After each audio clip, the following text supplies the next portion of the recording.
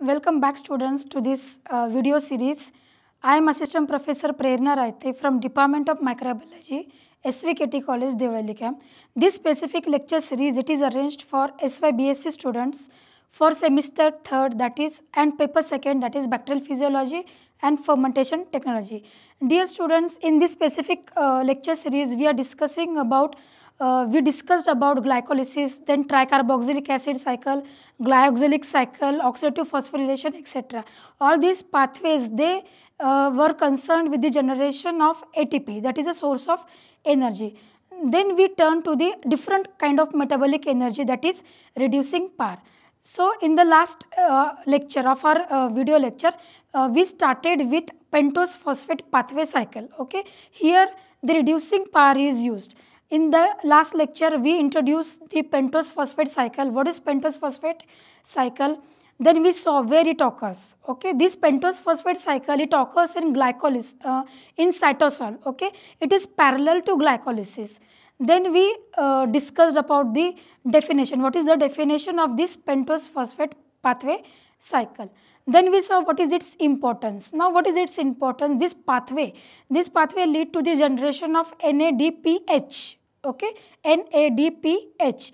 Now this NADPH, okay, it is an energy currency which is used for reductive biosynthesis of different molecules. Then we saw the overall pathway.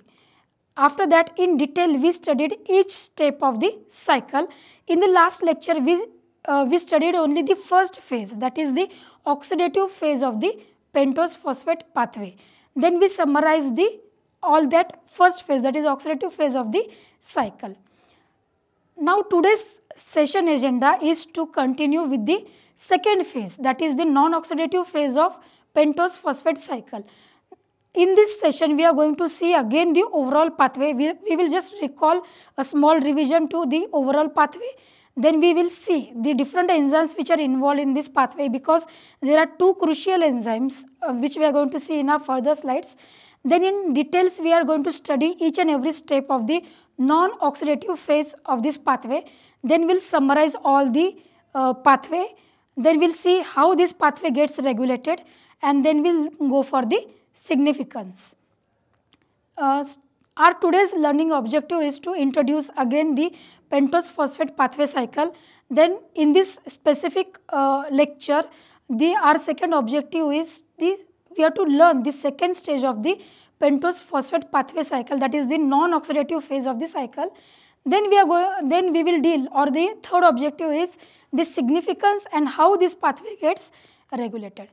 Now we will see the introduction. Dear students, this pentose phosphate pathway, it is an alternative route for metabolism of glucose. So this pathway it runs parallel to the glycolysis. This cycle it also occurs in cytosol. Okay, this pathway is called as HMP shunt, that is hexose monophosphate shunt. Why? We are going to see in our next slide. Then it is more complex as compared to glycolysis, because it is divided into two phases, that is oxidative and non-oxidative phase. Now what is the importance of this pathway? First of all, it helps, as I told you, it helps in the generation of NADPH. It is a energy currency, okay, which this NADPH molecule it donates electrons and hydrogen atoms, okay, and it is required for synthesis of the biomolecules such as fatty acids, steroids, etc. Then again it is very important to maintaining the reduced glutathione for antioxidant activity. As I told you, this NADPH, it donates what? Electrons, okay. These electrons, they are accepted by, it has antioxidant activity, okay. It acts against the reactive oxygen which may damage the cell. The third importance or pathway is it synthesizes ribose, okay, or ribose 5-phosphate, which is very important for the synthesis of nucleic acids or RNA and DNA. So these are some importance of the pentose phosphate pathway cycle. Location. Students, as I told you, this cycle as it runs parallel to glycolysis, because some of the products of glycolysis they enter into the pentose phosphate pathway cycle, and some of the products of the pentose phosphate pathway cycle, it again enters into the glycolysis. Therefore, this cycle again its location is cytosol. You can see in the diagram the cytosol. Okay, in the cytosol this pentose phosphate pathway occurs. This pathway, it is called as a shunt or hexose monophosphate shunt. Why? We are going to see now.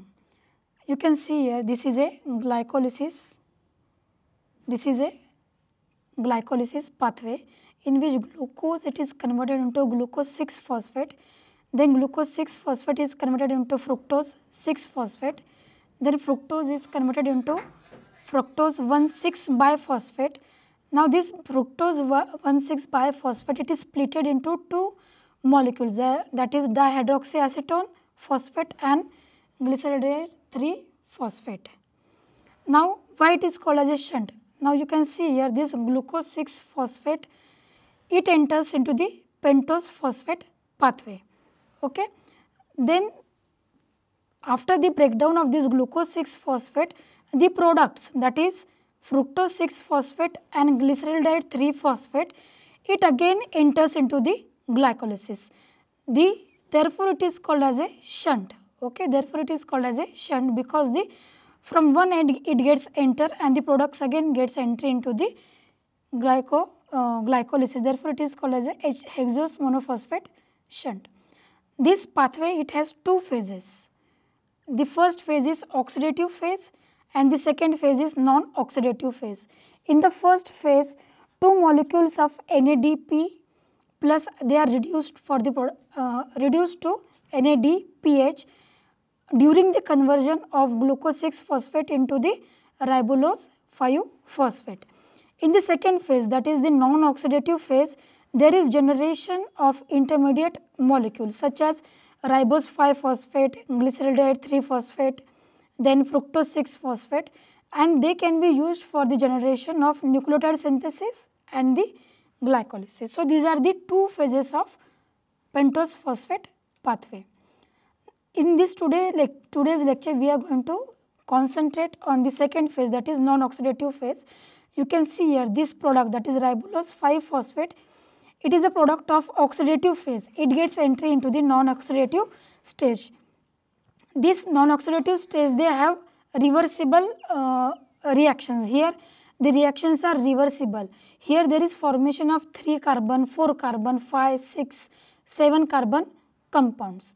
Here there is a role of there is a role of two enzymes, that is transketolase and transaldolase. This ribulose 5 phosphate, it is converted into xylulose 5 phosphate and ribose 5 phosphate. This xylulose 5 phosphate, it is a epimer of ribulose 5 phosphate, while ribose 5 phosphate, it is a isomer of this ribulose 5 phosphate. Transaldolase. Now we will see the function of transaldolase before starting the our steps. This transaldolase enzyme, it was discovered in 1953 in Brewer's yeast, that is species Saccharomyces cerevisiae. This specific enzyme, it catalyzes the 7th step of the pentose phosphate pathway. Now what is the function of this enzyme? This enzyme, that is transaldolase enzyme, it carry out transfer of 3 carbon atoms from one molecule to the another molecule. So its function is transfer of 3 carbon from one molecule to another molecule. For example, you can see this is a 7th step where pseudoheptulose 7 phosphate plus glyceraldehyde 3 phosphate, they are converted into erythrose 4 phosphate and fructose 6 phosphate. Here you can see 3 carbon molecules from pseudoheptulose 7 phosphate, they are transferred to glyceraldehyde 3 phosphate. Now here there is formation of fructose 6 phosphate. You can see here the 3 carbon molecules from the pseudoheptulose, and the second product here formed is erythrose 4 phosphate. So basically its function is to transfer 3 carbon molecules. The second enzyme which is very important or crucial is transketolase enzyme. This enzyme is a rate limiting enzyme of non-oxidative phase of the pentose phosphate pathway, and it is the first enzyme that act downstream of ribose 5-phosphate isomerase and phosphopentose epimerase. This enzyme, it was discovered in 1953 by Horeker and Racker, and later on it was named by Racker. This enzyme, it catalyzes 6th and 8th step of the pathway. Now you can see here xylulose 5-phosphate and ribose 5-phosphate, they are converted into glyceraldehyde 3-phosphate and cedioheptulose 7-phosphate. Basically, the function of transketolase enzyme is to transfer two carbon atoms or 2 carbon from one molecule to the another molecule. In this specific reaction, you can see there is transfer of 2 carbon atoms from xylulose 5-phosphate to ribose 5-phosphate, and there is formation of cedioheptulose 7-phosphate and the glyceraldehyde 3-phosphate. So, the function of this enzyme is to transfer 2 carbon atoms. Now, we will see the overall non-oxidative phase of this pathway. This ribulose 5-phosphate, it is converted into different carbon molecules or different carbon atoms, C5, C3, C4, C7, etc. And the products form are xylulose and glyceraldehyde. Again, they enter into the pathway. We will see the first step of the pathway, where there is conversion of ribulose 5-phosphate into xylulose 5-phosphate and ribose 5-phosphate in presence of enzyme epimerase and isomerase. As I told you, xylulose 5-phosphate is an epimer of ribulose 5-phosphate, and ribose 5-phosphate, it is an isomer of ribulose 5-phosphate. Now, this enzyme, that is epimerase and isomerase, they convert ribulose 5-phosphate into the product xylulose and 5-phosphate and ribose 5-phosphate. In the second step, these both xylulose 5-phosphate and ribose 5-phosphate in presence of enzyme transketolase, they are converted into cedioheptulose 7-phosphate and 3-phosphoglyceraldehyde. The two resulting C5 carbohydrates are now required for the next step, that is xylulose 5-phosphate. It serves as a carbon donor. Okay, it donates its carbon for the formation of cedioheptulose 7-phosphate. The enzyme here is transketolase. As I told you, it transfers 2 carbon fragments to the pentose, that is ribose 5-phosphate, which yield glyceraldehyde 3-phosphate and cedioheptulose 7-phosphate.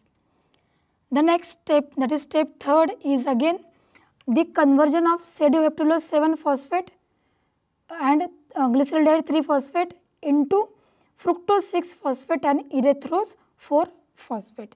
The two products of the previous step, they continue to transfer the carbon fragments.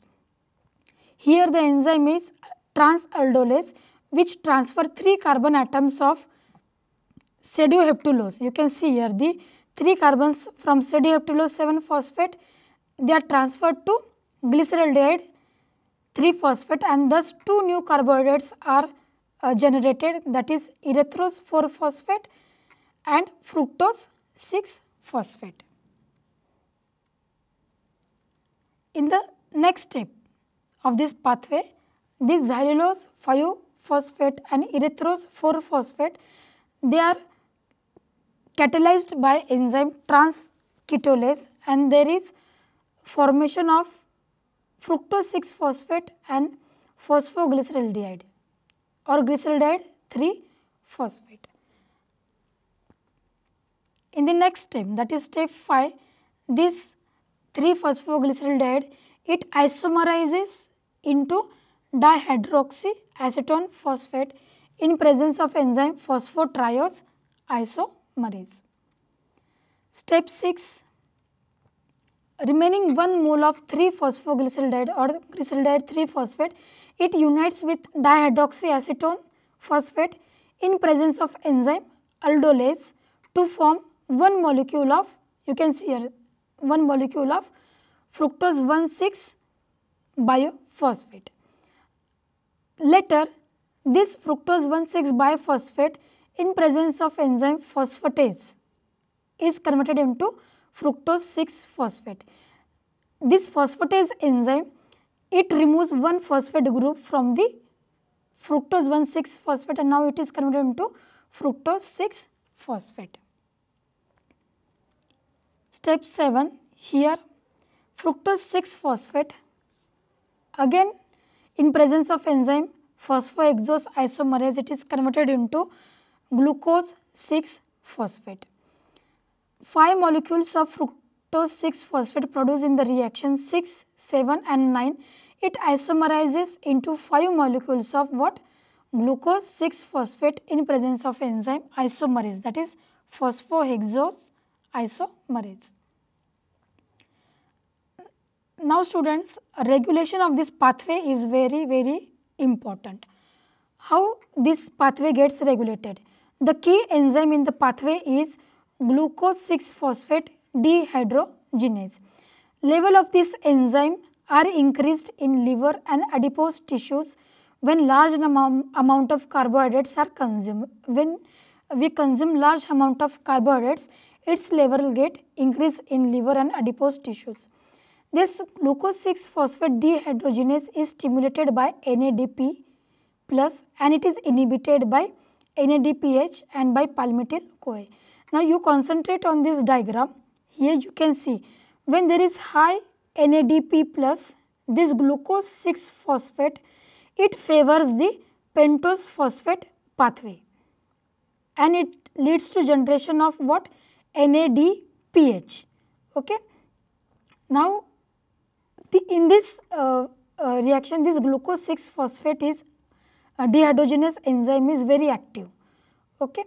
When there is large production of NADPH, the flux it shifts from pentose phosphate pathway to the glycolysis. Means what? In presence of high NADPH, this glucose 6 pathway it favors the glycolysis. Here there is inactivation of this enzyme, that is glucose 6 phosphate dehydrogenase, and now here there is no production of ATP. So when there is high NADP plus, there is activation of this enzyme. When there is high NADPH, there is inactivation of this enzyme. As I told you, this enzyme is very crucial as its deficiency it leads to acute anemia. Its deficiency lead to acute hemolytic anemia. This anemia it was discovered in 1926 when an anti-malarial drug, that is Pymaquine, was introduced. In 1926, this anti-malarial drug, that is Pymaquine, was introduced. Most of the people were tolerating this specific drug, but some people they developed severe symptoms such as blackening of urine, jaundice developed, and hemoglobin content of blood sharply dropped. There was reduction of the RBCs or destruction of the RBCs. Then after in 1956, this cause was elucidated, that is the deficiency of this enzyme, that is glucose 6 phosphate dehydrogenase enzyme. Its deficiency leads to such symptoms in red cells. So this enzyme is very crucial. Now we will summarize our overall pathway. In this pathway, if you summarize this pathway, 6 molecules of glucose 6 phosphate, they are converted into plus 12 NADP. They are converted into 5 molecules of glucose 6 phosphate plus 12 NADPH plus 6 CO2. In other words, 1 molecule of glucose 6 phosphate, after oxidation it produces 6 moles of carbon dioxide and 12 molecules of NADPH plus H plus. All the enzymes of this pathway, they are present in the cytosol. You will able to see the overall reaction. Glucose 6 phosphate, it is converted into 6 molecules of carbon dioxide plus 12 molecules of NADPH plus H plus. Significance of this pathway. if we see the significance of this pathway, it is the only pathway in the only the cytoplasmic pathway which generates NADPH. This NADPH, it is generated only through this pathway. This NADPH, it is used, it acts as a reducing agent, and it is required for biosynthesis of different biomolecules such as fatty acids. This pathway again in the non-oxidative phase, it generates 3, 4, 5, 6 carbon compounds. Now these compounds, they can act as a precursor for biosynthesis of different molecules. For example, nucleotides, they are synthesized from ribose 5-phosphate. This pentose phosphate pathway, it is very essential, or it is very crucial where for example, cell lacking mitochondria, for example in RBCs, for the generation of NADPH. So this is the significance of this pathway. This again NADPH, it is also used to detoxify the hydrogen peroxide which is present in the cell. Summary of our today's lecture. Now students, we are going to summarize all our today's lecture. The pentose phosphate pathway, it is alternative to glycolysis. There are two distinct phases, that is oxidative phase and non-oxidative phase, and this specific pathway, it occurs in the cytosol. Non-oxidative phase, it does not involve the oxidation process. Therefore, it is called as non-oxidative phase. In the non-oxidative phase, the ribulose 5-phosphate, it acts as an intermediate that produces several phosphorylated carbohydrates which then participate in the synthesis of different molecules such as nucleotides, fatty acids, etc. This non-oxidative phase, it is very handy because different molecules can enter into the pathway and different carbon molecules can be formed. Now students, this is your assignment. Now these are some questions you have to solve. For example, in detail you have to write each and every step of this pathway. Then you have to explain the significance and you have to explain the regulation of this pathway.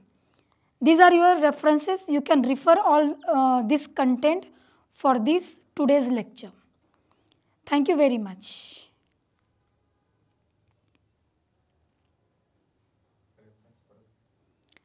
These are students, these are your references.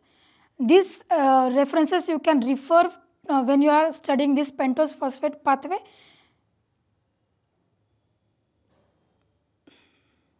Blank झाली. मी असं म्हणू का, नाही मी असं म्हणू का, we will meet in our next, म्हणजे काय होतं ते डायरेक्ट थँक्यू कसं काय म्हणणार. हां, ते वेगळं वाटतं काहीतरी, परत म्हण. Dear students, these are your some references. By using these references, you can draw your notes. Okay, you can study this pathway in detail. So we will meet in our next video lecture. Thank you.